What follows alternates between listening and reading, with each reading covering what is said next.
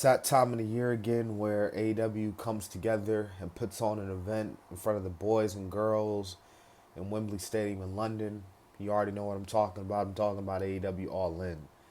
Now, last year at AEW All In, the biggest thing to come out of that show was literally a freaking backstage altercation between CM Punk and Jack Perry, which led to, well, you obviously know what I'm talking about. Hopefully this year we don't get any backstage altercations. I think AEW's had quite enough of that. So I feel like they just need to put on a good show for the fans. And with how this card is looking, some of the stories heading into this show, this should be another really good pay-per-view for AEW. Like all their pay-per-views have been really good so far for the year. So hopefully AEW can once again shoot and, won't miss. Now, first match I want to talk about is the tag match. This match had just got added on Collision. So it's a good thing I waited till after Collision to film this prediction video. But the Young Bucks are going to defend their titles against the Acclaim and FTR in a three-way. And I'm gonna be straight up real with you, like I said in my last one covering AEW. I don't watch the shows religiously like I used to. I only really watch YouTube clips.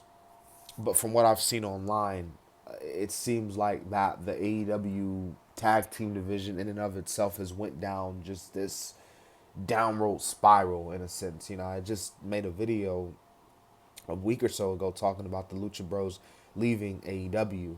And, you see a tag team like the Acclaim, for what I've seen, a lot of people are not, feeling the Acclaim like they used to. And then obviously the Young Bucks, tag team champions, and they only defended the titles, I believe, 2 times. Okay, so they're like Logan Paul now, where they barely defend the titles. But honestly, I feel like the Young Bucks somehow, some way. I don't know how they're gonna do it, but I feel like that somehow, some way. I think the Young Bucks are gonna retain their titles. I know FTR won last year, so they could win this year, but I don't know. Young Bucks might end up walking out of London still tag team champions. So there you have it there. But the only the only match I'm not gonna cover in this picture here is the mixed tag match, as you see.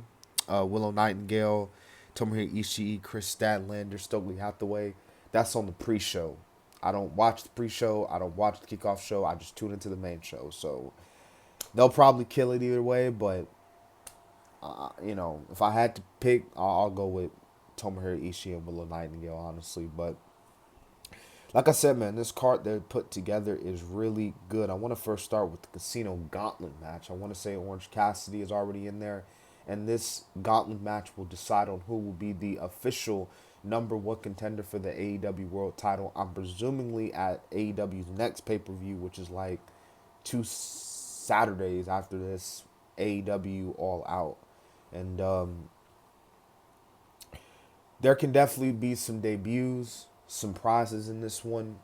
One in particular, I do think this could very well be the match that, Ricochet could make his AEW debut.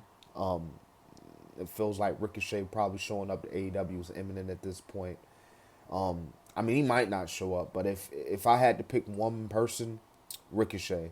And I know Bobby Lashley and MVP, they're officially free agents now. So if they wanted to sign with AEW, they could, but I don't really want to see Bobby Lashley in AEW. But that's a whole nother video for a whole nother day. Long story short, if I had to pick a person, considering what the main event will probably go down, I'll probably go with Hangman to win the Casino. If I had to pick one, of course. But moving on from that, you got the TNT Championship. I want to say this is a coffin match too. Jack Perry versus Darby Allin. They did the coffin match last year. They're doing it. I want to say again this year. So, who's going in the coffin? I ain't gonna hold you, man. Something tells me Darby's gonna win.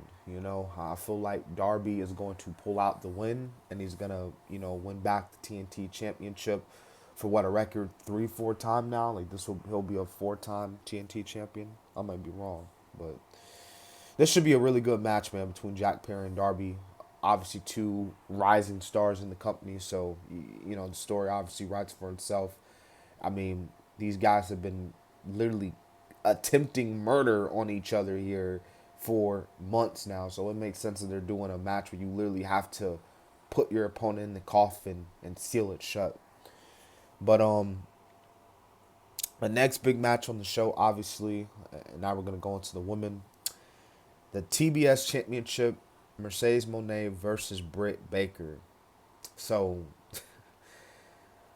Britt's been getting a lot of momentum, obviously, since she's come back. She's looked good since she's come back. Like physique wise, she looked great. But that don't mean she gonna beat Mercedes. No, no, no, no, no. Like Britt is not winning the title. I just don't see it. Like Mercedes Moné's holding on that title. Sorry, Britt fans, if there's any fans out there for Britt, I just don't see her winning. And I'm sorry. But I will say this though before I move on. Could we see possibility a Jamie Hayter return? Obviously Jamie Hayter, man, she's been very very missed in the women's division, man, and her return, like we've all been kind of wondering when she's gonna come back, obviously. And you got Mercedes Moné with Camilla by her side. Britt's gonna need some backup, and unless she calls up Rebel, Brett's gonna be all alone. So will Jamie Hayter show up? I don't know, man. That's really just a matter of we gotta wait and see what happens at the pay per view. But as far as I'm concerned, I think Mercedes Moné is retaining that title. But the next big women's match, man, like this is probably one of the most outside of the main event. It's probably the second, maybe even the most important, like storyline wise matchup for the women on this show, Toni Storm versus Mariah May. And, like I said, all the way back at SummerSlam, man, I got to give credit to these women, man, because, obviously we're seeing with the whole Liv and, Rhea storyline. Obviously we're seeing it with Toni Storm, Mariah May, excuse me. These women, they're two like highly invested storylines that people are into, and it's involving women. So I just think that's really cool to see. But I think it's Mariah May's time, man. I don't, Toni Storm, she's done an excellent job. Her character, I don't even need to go into it. But it's time. It's time for Mariah May to get her biggest accomplishment, as she would call it. This build up has been brewing for a while now to her meeting Toni Storm, to now beating her mentor supposedly for the title. The story again writes for itself. So I think it's gonna be a good one. I think Mariah May wins. I think she wins the AEW World Championship. And Toni Storm, she'll probably, from a movie star standpoint, her career will probably start going in a downward spiral. MJF and Will Ospreay are going to go at it once again for the AEW American Championship. Yeah, so MJF, man, like I said, I haven't been watching the shows. I've only been watching the YouTube clips. But as you can see, MJF is doing his little cosplay, Hulk Hogan. Um, you know, I think Ospreay going to win the title back. But then again, MJF could retain here. But I don't see MJF beating Will Ospreay 2 times in a row. So I think Ospreay might end up winning this mug again. I don't know how they're gonna do this match like they did their 60-minute, damn near 60-minute Iron Man match. I don't know how they're gonna pull it off, but we all know how good MJF is, and obviously Will Ospreay is really good. So they could possibly take this match and make it just as good, just as interesting, you know, than their match they had on Dynamite a few weeks back. But I think Will Ospreay becomes the AEW American champion. But we'll see what happens. And what will be the main event, man? Bryan Danielson and Swerve Strickland for the AEW World Championship. This is being built as title versus career. So they're really, really letting you know, man, like this main event can go either way. And that's really the mentality that I have heading into this match, because Danielson versus Swerve, it's one of those matches I feel like where you really don't know who's going to win. It's anyone's ball game. Swerve has been on a hot streak. Danielson he's done a He's had a lot of matches in AEW. He's done a lot in AEW. But the one thing that has honestly eluded Bryan Danielson, this man has yet to win a mother effing title. And we've been saying it since the beginning that AEW could have easily put this damn title on Danielson since day one in AEW. Hell, if I was the booker, I would have probably had Danielson beat Hangman for the title just because it's Danielson. But Danielson being the selfish guy that he is, like, I don't think I've never met a wrestler more deserving to put people over more than actually put himself over than Danielson. You know, it just speaks volumes on the character of Bryan Danielson. But this has been built up for over almost a year now. Obviously, Danielson is entering the final stages of his full-time career. But how they're hyping this matchup, they're hyping it up like it's his last match. I don't want to necessarily say it's his last match. It's more of his last match of his full-time career. Should Bryan Danielson win? Man, I think it'd be dope.